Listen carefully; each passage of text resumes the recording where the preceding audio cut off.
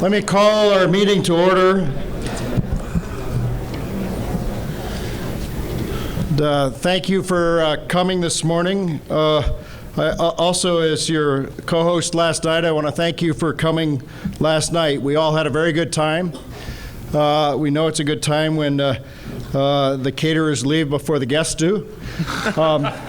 And it was an honor to have you. And thank you, Scott Meinert and Guggenheim, for co-sponsoring that wonderful event with us. Our topic this morning is Arctic infrastructure finance. And over the last day and a half, we've talked now about many things we need to do in the Arctic, especially with icebreakers, aids to navigation, ports. But all of those things are not ends in themselves, but ways to bring goods and people in and out of the Arctic and through the Arctic. And a lot of that requires other infrastructure in energy and mining, and they are the drivers for the infrastructure that we're talking about, among other things. And so I'm going to ask to lead off the discussion this morning Scott Meinert, who is Managing Partner and Global Chief Investment Officer of Guggenheim Partners.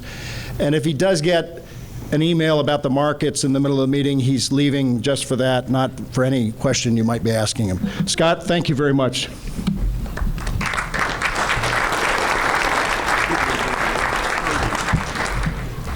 Well, you know, I started working with Alice and Meade a number of years ago. It was at the Arctic Imperative 4 years ago when I got introduced to the Arctic. And, you know, the real question that Alice challenged me with was to basically take me to the Arctic. And I had an opportunity to travel around and to see a lot of wonderful communities and great people in Barrow and Wainwright and Kotzebue and other places I can't even remember how to pronounce. And to see not only the opportunity that existed in the Arctic, but the particular challenges. And Alice challenged me to try to go away and think about the issues in the Arctic and the particular needs of the Arctic in the area specifically around infrastructure. Later today, I believe we're going to hear about icebreakers.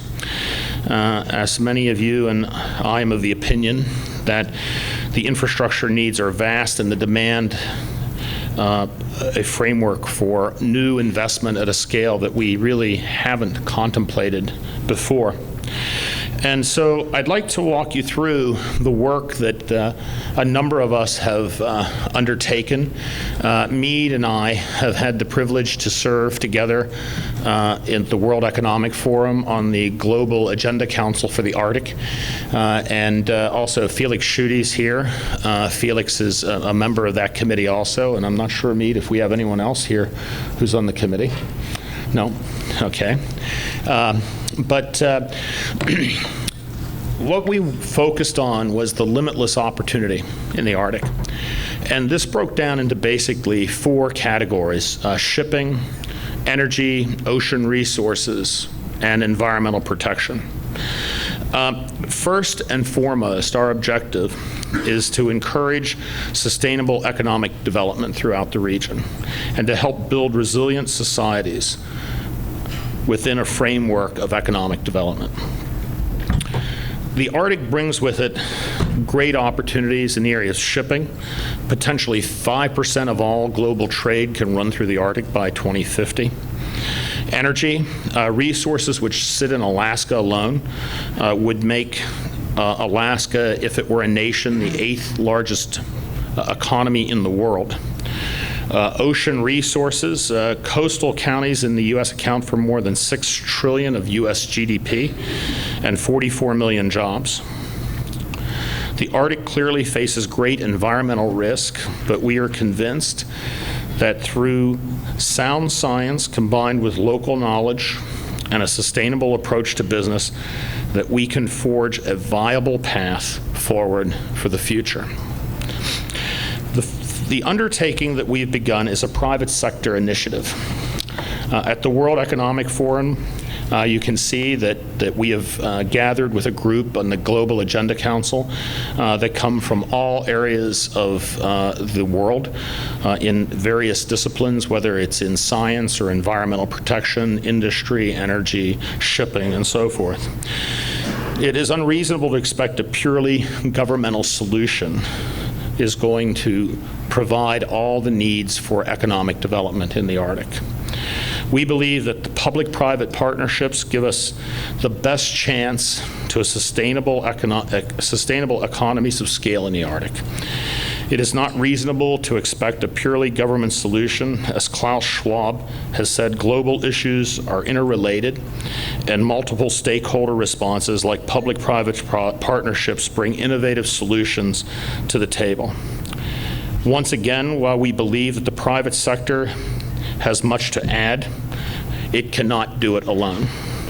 This is why we are engaged in the GAC, or the Global Agenda Council, at the World Economic Forum, and as many of you have, and look forward to working together to maximize the opportunities and possibilities to make this world a better place. The number one objective here is to promote sustainable investment in the Arctic. What we've worked on in this process is a three-step solution to getting to the point that we can provide for adequate capital to finance Arctic development over the next coming decades. The vision here is not a 5-year or a 10-year vision. It is a vision that will be sustained into the future and will hopefully outlive all of us that are sitting here today.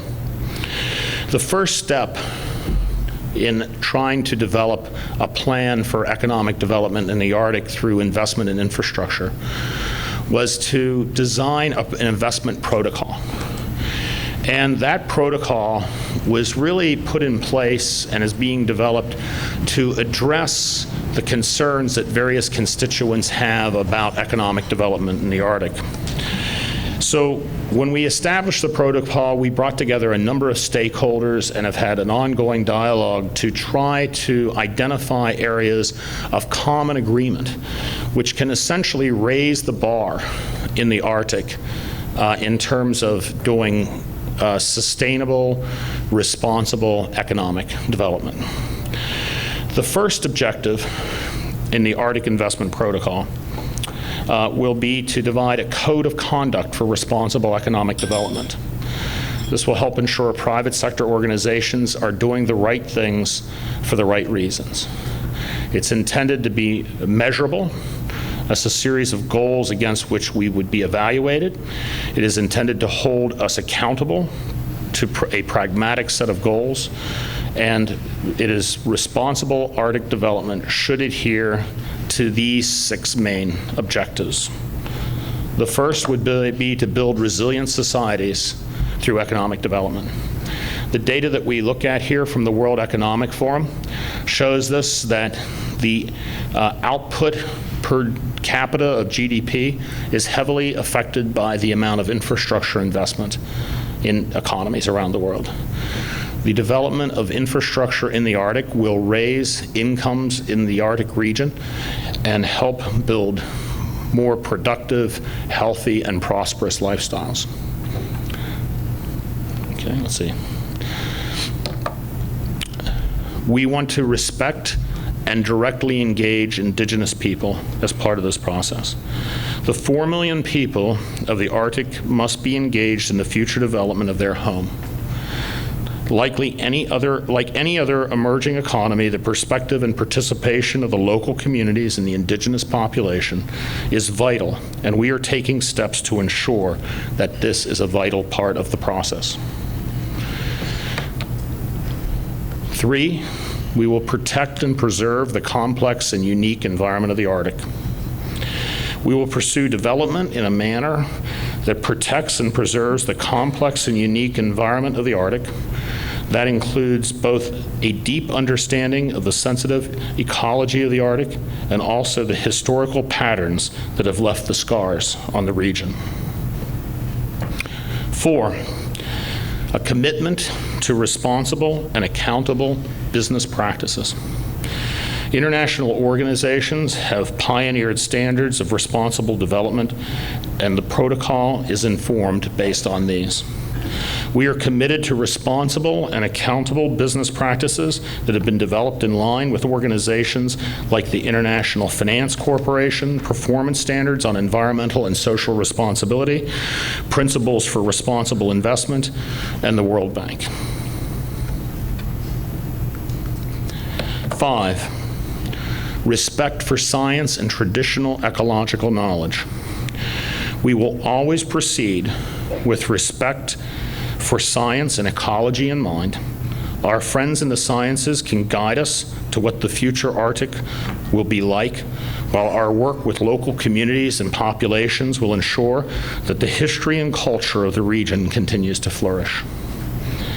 And finally, 6, global cooperation and best practices. Global cooperation has been and will continue to be vital. The initiative will take the best minds and the best practices to drive global good, and that can only happen through a true public-private partnership. So it is exciting to partner with all of these world leaders. Every one of those organizations or flags which appear on this chart, we have been in communication with. And all of them have expressed their support for the Arctic Investment Protocol. And for all of these organizations and leaders to come together to develop such high and careful operating standards before even $1 is being invested in infrastructure based upon the plan that we're talking about. Now, I'd like to pause for a moment and explain to you why this Arctic Investment Protocol is so important. If we are going to bring serious amounts of capital to the Arctic for the purpose of developing infrastructure and raising economic standards, then it must be conditioned upon acting responsibly. It is our plan over the course of the coming months to work with the Arctic Circle, and then later to announce at the World Economic Forum those organizations which have officially signed on to support the Arctic Investment Protocol. That is, companies and organizations around the world will make a commitment that their future economic activities and investment and development in the Arctic will adhere to the high standards which we have established. Many people, as I have traveled around and talked about the protocol, have talked to me about the fact that this protocol is establishing a higher standard for economic development in the Arctic region than currently exists. I would tell you that we did not set out to try to develop a higher standard. What we tried to do was start out to outline a responsible standard. It is surprising to me that people would see that acting in a responsible way, which would be inclusive of all interested parties and to protect the environment, would in some way be viewed as a higher standard than what people would currently think would be appropriate. But nevertheless, if this is a higher standard, then we embrace it. And the parties who are party to the discussions at this point and who are looking to become signatories to this agreement are fully behind the establishment of this operating standard within the Arctic. Step 2 is the Arctic Investment Inventory. I had the privilege and the unique opportunity to travel around large portions of the Arctic. And every community that I visit sends to tell me about things that they would like to do in their community. That is, they would like to build a port, or they have a need for a road, or there is an opportunity for some other activity. For instance, when I was in Norway recently, and I got an opportunity to spend the day at the University of Tromsø, the entire discussion talked about biosciences and marine aquaculture, right? One of the things that I'm very sensitive to is when I go around the world talking about this and I'm outside of the Arctic, the minute I bring up an Arctic Investment Protocol, everybody wants to talk about hydrocarbons, right? This isn't a story about hydrocarbon, right? This is a story about unleashing the creativity and capability of the peoples of the Arctic to participate in the global growth and the opportunities that are being made available to them as a result of the circumstances which have developed. And so this Arctic infrastructure inventory is an attempt to bring together for the first time in one location a complete inventory of all projects which are currently being planned or should be planned for the Arctic. As you see here in this diagram, the purple bars, which if you're not familiar with Guggenheim, Abergine is the company color, the purple bars on the chart show what is officially identifiable by us today as infrastructure projects which are planned or thought to be needed in the Arctic. The addition of the gray bars is the infrastructure which, based upon our Guggenheim research team, that we think will be needed in the Arctic over the course of the next 20 to 30 years. So this, from an investment standpoint, represents $1 trillion opportunity. And to be honest with you, my personal view is as we go along and we identify even more opportunities and become more familiar with what's out there, I think this is going to turn into a multi-trillion-dollar opportunity. And there are participants here, Mead and Hugh at PT Capital, the ambassador from Singapore, and others who recognize how important investment in the Arctic is. But when you want to evaluate where opportunity is, does a particular project fit in with other projects which are going on? At this point, there is no complete inventory available.